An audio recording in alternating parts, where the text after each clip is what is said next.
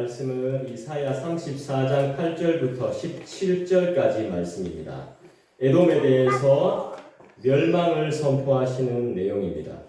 오늘 내용은 너무나 중요하기 때문에 여러분들께서 꼭 잘 참고하시고 이 말씀을 통해서 하나님께 기도하실 때 하나님의 뜻을 분명히 아는 저와 여러분 되기를 간절히 원합니다. 우리 친구들도 조금 어렵겠지만 이 말씀 잘 들으면 하나님의 뜻이 있으니까 하나님의 뜻을 잘 분별할 수 있을 겁니다. 하나님은 그의 백성을 위해서 보복하면서 신원하시기 위해서 에돔을 멸망시키실 겁니다. 에돔을 멸망시킵니다. 하나님께서. 그래서 하나님께서 멸망시키시면 에돔은 어떻게 될까요? 에돔은 영원히 불에 타게 됩니다. 그리고 황무하게 됩니다. 그래서 사람이 살 수 있는 곳이 되지 않습니다. 이사야서를 우리가 살펴보면서 그런 광경을 많이 봤죠? 하나님이 심판하시면, 하나님이 벌을 내리시면 사람이 살 수 없는 곳이 되어버립니다. 하나님이 정말 무서운 거죠. 그 다음에 하나님만을 전적으로 의지해야 된다는 것을 알게 돼요. 그래서 폐허가 되면 사람이 살지 않기 때문에 어떻게 돼요? 사람들이 싫어하는 짐승만 살게 돼요. 거기엔 식물도 없고 먹을 것도 없고 사람이 없어요. 그러면 무섭고 혐오스러운 짐승들, 동물들만 그곳에 남아있게 되는 거예요. 사람이 절대로 살 수가 없게 되는 것입니다. 하나님께서 말씀을 통해서 약속하신 것을 성령께서 이루시기 때문에 에돔의 멸망은 확실합니다. 그 다음에 하나님께서 말씀하셨기 때문에 에돔의 멸망은 확실할 뿐만 아니라 영원합니다. 하나님이 말씀하셨기 때문에. 다른 사람들은 모르겠지만 말씀을 듣는 우리는 어떻게 해야 돼요? 주님과 사귀어 살아야 할 줄 믿습니다. 사람과 사귀면서 사는 게 아니라 물론 사람과 교제하지만 진정으로 우리를 이끄실 분은 하나님이시기 때문에 하나님을 전적으로 사귀고 전적으로 의지해야 되는 거예요. 자, 8절 보십시다. 한 번 더 읽겠습니다. 시작. 이것은 여호와께서 보복하시는 날이요 시온의 송사를 위하여 신원하시는 해라. 자, 8절 보니까 뭐라고 나옵니까? 보복이라는 단어가 나옵니다. 보복. 하나님이 보복하신답니다. 보복의 다른 말은 복수라고도 할 수 있죠. 하나님 복수하신대요. 그만큼 봐주셨다는 거죠. 하나님이 피해를 받으셨다는 겁니다. 보복하시는 날, 신원하시는 해. 왜 하나님이 복수하셔야 되는가? 왜 하나님이 보복하시는가? 하나님이 에돔을 진멸하시는 이유가 뭐예요? 에돔을 진멸하시는 이유는 심판과 죄값을 치르게 하기 위해서인 거예요. 에돔이 하나님의 마음을 많이 아프게 했어요. 그 다음에 에돔이 하나님의 자녀들을 힘들게 했어요. 우리처럼 믿는 자들을 힘들게 했어요. 그러니까 하나님이 심판하시죠. 당연히 죄값을 물으시는 겁니다. 죄값을 치르게 하기 위함인 것이죠. 보복은 뭘 말하는 거예요? 복수는 뭘 말하는 거죠? 어느 한쪽의 억압으로 인해서 왜곡된 것을 바로잡는 하나님의 공의로운 행위를 말하는 것이죠. 분명히 해야 되는 것. 하나님의 공의로우신 행위. 우리가 참지만, 우리가 당하지만 조심하십시오. 저희를 해코지하면 안 됩니다. 저희를 막 해하시면 안 됩니다. 저희를 어렵게 만들면 안 됩니다. 하나님이 보복하십니다. 하나님이 보응하십니다. 이 뜻인 거예요. 하나님이 직접 움직이시는 거예요. 자꾸 한쪽이 억압하니까, 힘이 없으니까, 고통을 당하니까, 하나님의 백성들이 고통을 당하니까 하나님이 직접 일어나셔서 이제 하나님이 손을 대시는 거예요. 여기 신원이라는 말은 뭐죠? 죄악에 대한 대가를 치르게 함으로써 억울한 일을 같이 따라합시다. 회복. 네, 신원은 회복시키는 거예요. 우리에게 이런 하나님의 놀라우신 신원을 통한 회복이 일어나기를 간절히 소원합니다. 우리를 회복시켜 주실 줄 믿습니다. 아멘. 주님이 갚아주시고, 주님이 해결해 주시고, 주님이 보복하시고, 주님이 보응하시고, 주님이 복수하심을 믿습니까? 주님이 해결하시는 걸 믿죠? 하나님께서 말씀하셨으니까 반드시 말씀대로 역사하실 것을 믿으십시오. 하나님의 역사는 확실하고 하나님의 역사는 영원합니다. 그럼 우리는 회복되는 겁니다. 주님이 보상해 주십니다. 어떻게 해요? 배웠잖아요. 따라합시다. 확실히. 또 영원히. 맞죠? 자, 9절부터 10절까지 볼까요? 같이 읽겠습니다. 에돔의 시내들은 변하여 역청이 되고 그 티끌은 유황이 되고 그 땅은 불붙는 역청이 되며 낮에나 밤에나 꺼지지 아니하고 그 연기가 끊임없이 떠오를 것이며 세세에 황무하여 그리고 지나갈 자가 영영이 없겠고. 지옥 같죠? 맞죠? 역청이 되고 유황이 되고 역청이 되며, 이 역청이라는 게 성냥을 만들 때 쓰는 거예요. 성냥. 성냥 우리 어린 친구들은, 우리 주일학교 친구들은 잘 모르겠지만 성냥은 봤잖아. 촛불 켤 때, 케이크 촛불 켤 때 착 하는 게 이게 성냥이죠. 이 역청이 되고, 성냥파리 소녀도 있죠. 역청이 이 성냥의 재료가 되는 겁니다. 낮에나 밤에나 꺼지지 않는답니다. 이 불이 얼마나 뜨겁겠습니까? 역청, 유황, 불. 에돔은 유황인가? 유황이 성냥을 만들 때 쓰는 겁니다. 유황이 미안해요. 유황이군요. 유황. 에돔은 심판을 받아서 소돔과 고모라와 같은 모습으로 처참하게 변할 겁니다. 어디가요? 에돔이요. 소돔과 고모라처럼, 지옥처럼 처참하게 변할 것입니다. 이들은 왜 처참하게 변합니까? 하나님의 말씀을 어겼고 하나님을 믿는 백성들을 괴롭혔기 때문입니다. 하나님의 백성들을 괴롭혔기 때문이죠. 유황과 불은 지옥을 상징하는 단어들인 것이죠. 이 유황과 불, 이 지옥을 상징하는 것들이 낮에나 밤에나 어떻게 해요? 꺼지지 않는데요. 하나님의 종말적인 심판은, 하나님의 엄벌은 또한 확실하고 영원해요. 그 결과가 바뀌지 않아요. 지옥처럼 되는 것이죠. 하나님이 심판하시면 세상이 어떻게 됩니까? 이렇게 된다는 거예요. 하나님이 심판하시면 인간들의 삶이 어떻게 돼요? 9절, 10절처럼 되는 거예요. 시내들은 변화의 역청이 되고 티끌은 유황이 되고 땅은 불붙는 역청이 되고 그 모든 것들이 낮에나 밤에나 꺼지지 않고 그 연기가 끊임없이 떠오르고 황무함이 끝이 없고. 하나님이 심판하시면 세상이 이렇게 된단 말이에요. 하나님이 심판하시면 우리네 인생들이, 그렇게 잘 나가던 인생들이, 그렇게 멋있고 잘생기고 예쁜 인생들이 이렇게 된다 이 말이에요. 11절 보십시다. 방아새와 고슴도치가 그 땅을 차지하며 부엉이와 까마귀가 거기에 살 것이라. 여호와께서 그 위에 혼란의 줄과 공허의 추를 들이우실 것인지. 부엉이를 다른 말로 뭐라고 하죠?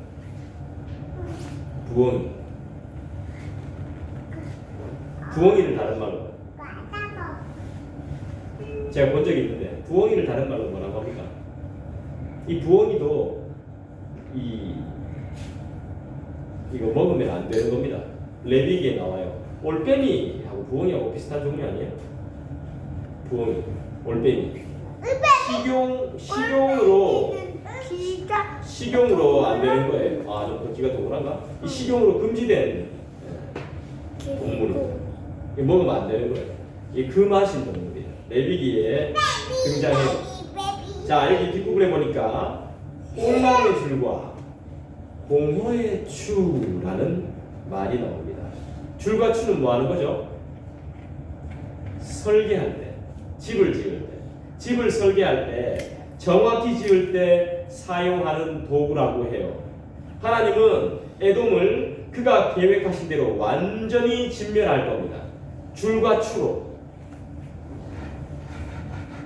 혼란과 공허, 이 세상이 창조되기 완성되기 전에 무질서하고 텅 비어 있는 모습이 혼란하고 공허한 모습이었어요. 혼란하고 공허한 모습이었죠, 그죠? 텅 비어 있는 모습이었습니다. 에돔에 임한 심판은 모든 질서를 파괴하고 창조적과 같은 상태로 되돌릴 것을 말씀하는 거죠. 하나님은 완전하세요. 맞습니까? 그분을 의지하면 내 영혼은 안전해요. 그분이 해결하시기 때문에 그렇죠. 어떻게? 줄과 줄을 사용해서 한치의 오차도 없이 하나님께서 완전하게 회복하시고 저주를 받아야 할 사람들은 완전하게 멸하시는 하나님의 인도하심을 우리가 믿고 경험할 수 있기를 간절히 소원합니다. 하나님이 망하게 하시면 안 되겠죠, 그죠? 하나님이 우리를 정확하게 한치의 오차도 없이 회복시키셔야 할 줄로 믿습니다. 자, 12절을 보겠습니다. 같이 읽겠습니다. 시작. 그들이 국가를 이으려 하여 귀인들을 부르되 아무도 없겠고 그 모든 방백도 없게 될 것이요. 이 보십시오. 사람들은요, 재앙이 오면 절대로 가만히 안 있는다니까요. 어떻게든 피할 방법을 찾습니다. 그래서 그들이 국가를 이으려고 합니다. 국가를 이으려고. 그러니까 국가를 회복시키려고, 이어나가려고. 하나님은 국가를 멸하려고 하시겠지만 인간들은 이어나가서 어떻게든 하나님께 반역해 보려고, 어떻게든 살아남아 보려고 애를 쓰는 거예요. 그런데 어떻게 돼요? 12절에 뭐라고 합니까? 국가를 이으려 하여 귀인들을 부르되 뭐라고 합니까? 아무도 없다. 아무도 없겠고, 사람들을 불러 모아서 어떻게든 살아남아 보려고 하고 대를 이어 보려고 하고 세습을 해보려고 하는데 있어요, 없어요? 사람이 없습니다. 없겠고 이 말이에요. 사람이 아무도. 제가 잠깐 사라졌죠? 사라졌다 돌아왔죠? 없어진다. 아무도 없다 이 말입니다. 군주제 국가였던 에돔은 죽임당한 왕을 대신해서 다른 왕을 세워서 나라를 회복하려고 했습니다. 그런데 왕을 할 만한 인물이 없는 겁니다. 세습을 할 만한 인물이 없는 거예요. 넘겨줄 만한 인물이 없는 겁니다. 누가 하신 겁니까? 하나님이 하셨으니까 사람이 없는 겁니다. 더 이상 하나도 없어요. 한 명도.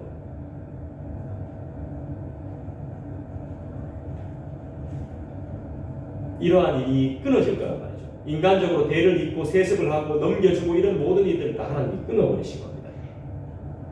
지금 우리가 은혜의 줄을 잡고 있고 은혜가 끊기지 않는 이게 사실 감사할 부분인 거죠. 일거리가 있다는 게 감사한 거고, 그죠? 누군가 만날 수 있다는 게 이런 건강을 허락하신 게 감사한 거고,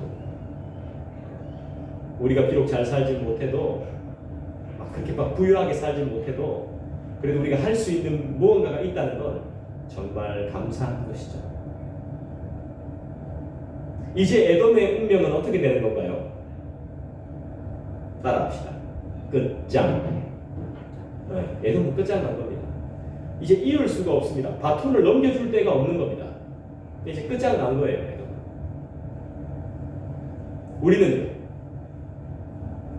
우리는 어떻습니까?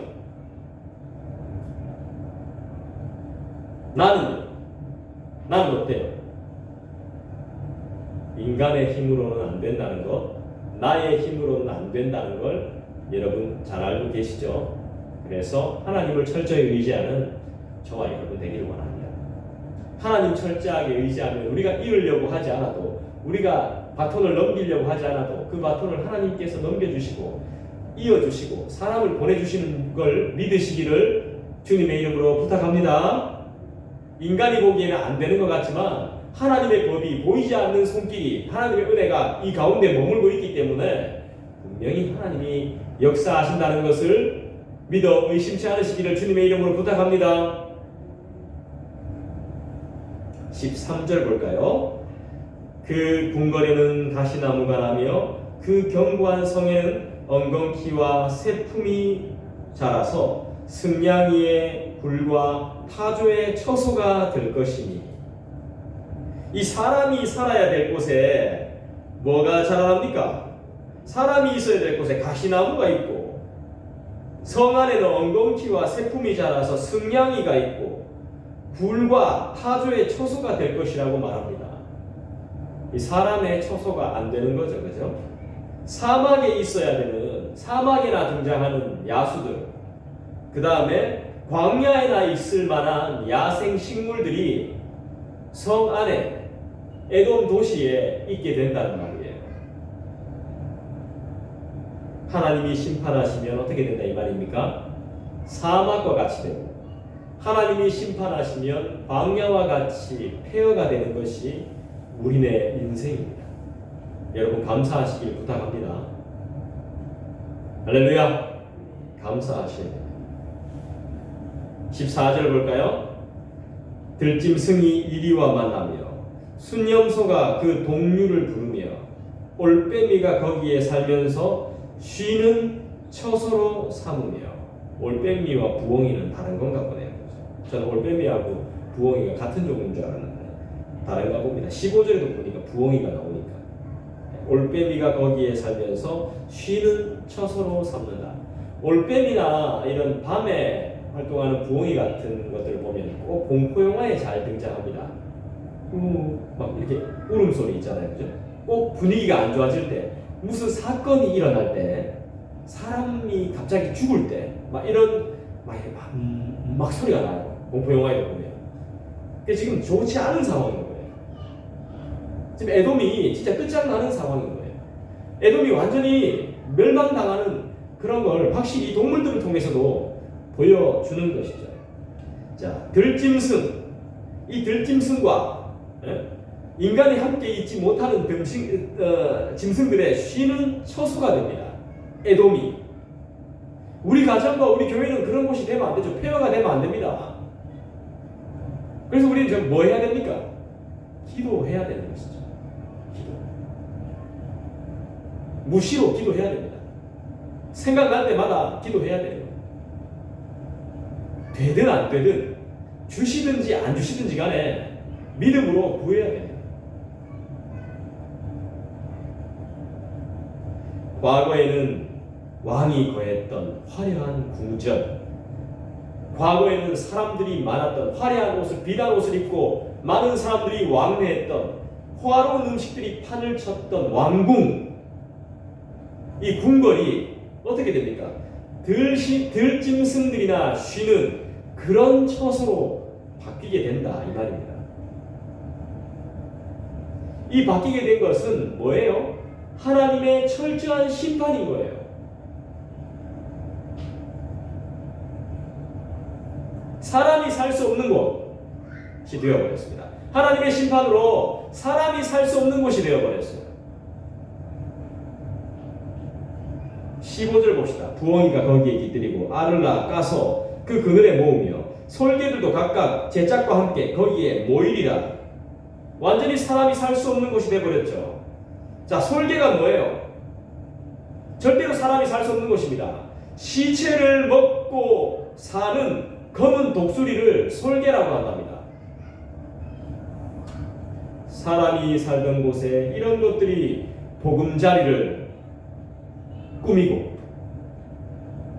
번식까지 합니다. 알 낳아서.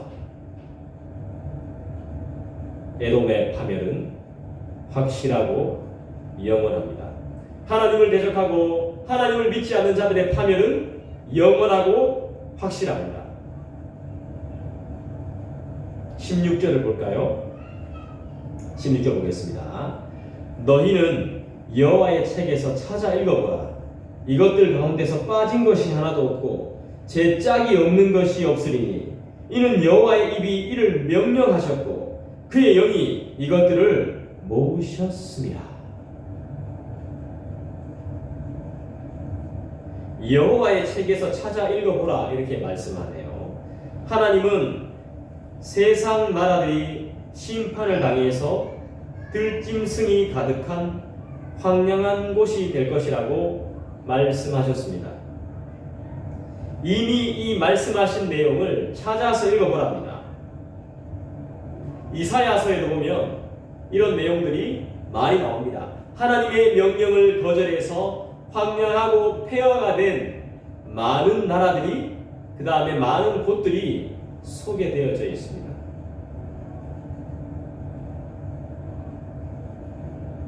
그 이유가 뭡니까? 여호와의 책에서 찾아 읽어보라고 말씀하신 이유가 뭐예요?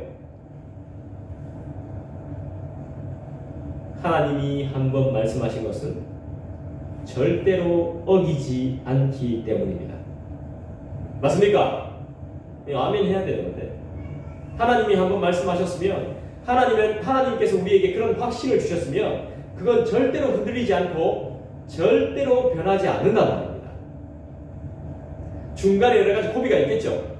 하지만 내가 하나님께 분명한 그 음성을 들었다면, 그 들은 음성은 절대로 모르는 법이 없다니까요. 하나님은 반드시 지켜주십니다.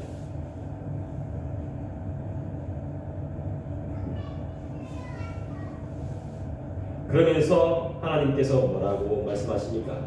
이것들 가운데서 빠진 것이 하나도 없다라고 말씀하시죠. 이 무슨 말이죠?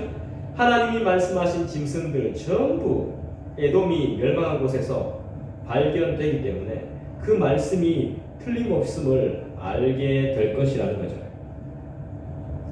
여호와의 책에서 찾아 읽어보면 하나님이 말씀하신 것 그대로 빠진 것이 하나도 없는 겁니다.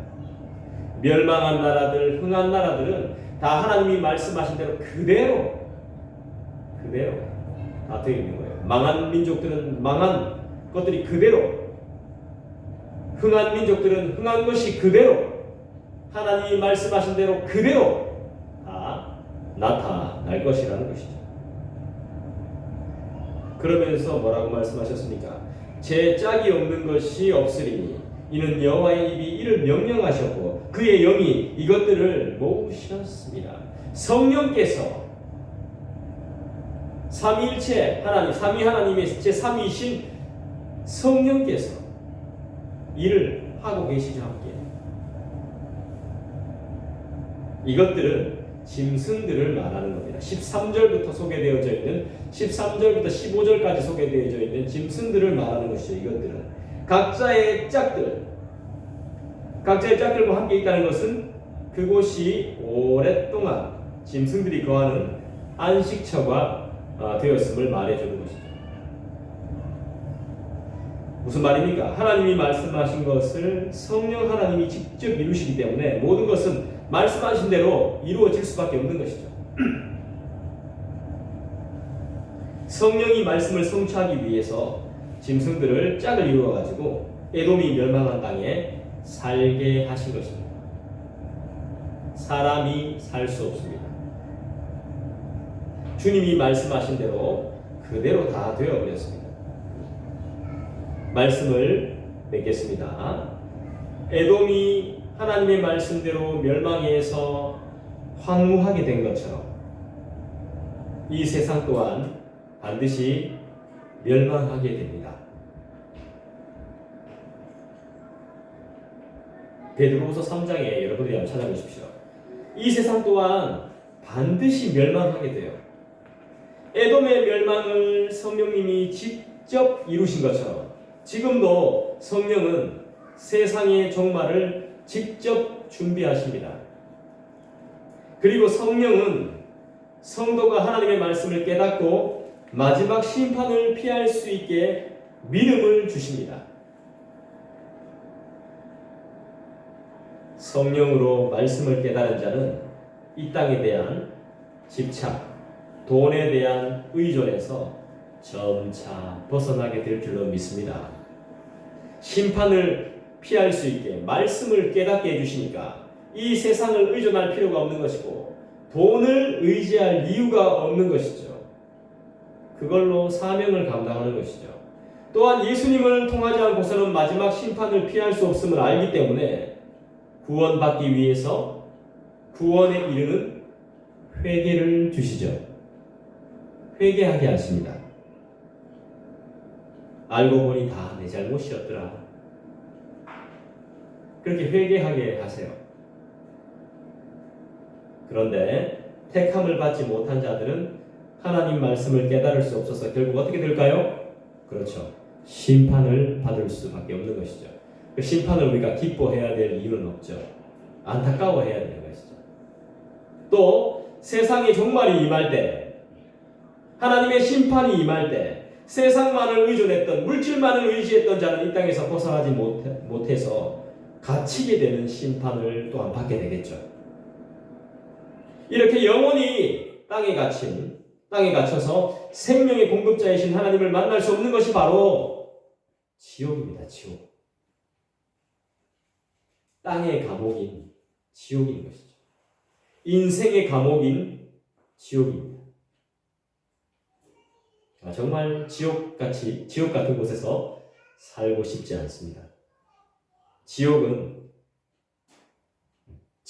왜 지옥을 가냐고 한번 생각해 보니까 하나님이 아닌 세상을 의지하는 자들이 스스로 머물기를 선택한 장소인 것 같아요. 다른 것을 하나님처럼 내가 이곳에 머물기를 하나님의 뜻이 아닌 다른 것을 내 만족을 위해서 선택하는 것이 내가 지옥에 갇혀버리는 것이죠. 내가 선택하는 장소.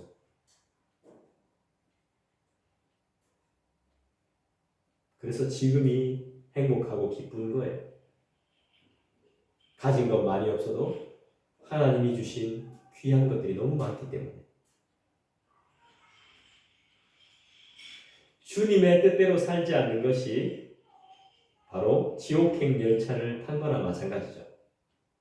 그래서 빨리 우린 지옥행 열차에서 뛰어나와야 됩니다. 내려야 됩니다. 열차를 갈아타야 되죠.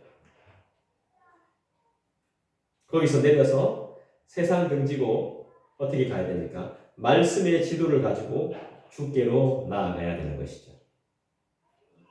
오늘 기도하실 때 주님의 뜻을 잘 알아서 잠잠히 나아갈 수 있는 우리가 될 수 있도록 기도하십시다. 그래서 하나님께서 우리에게 주실 은혜, 그것만 더욱더 감사하는 우리의 삶이 되게 해달라고 함께 기도했으면 좋겠습니다. 다 같이 기도하시겠습니다. 주님,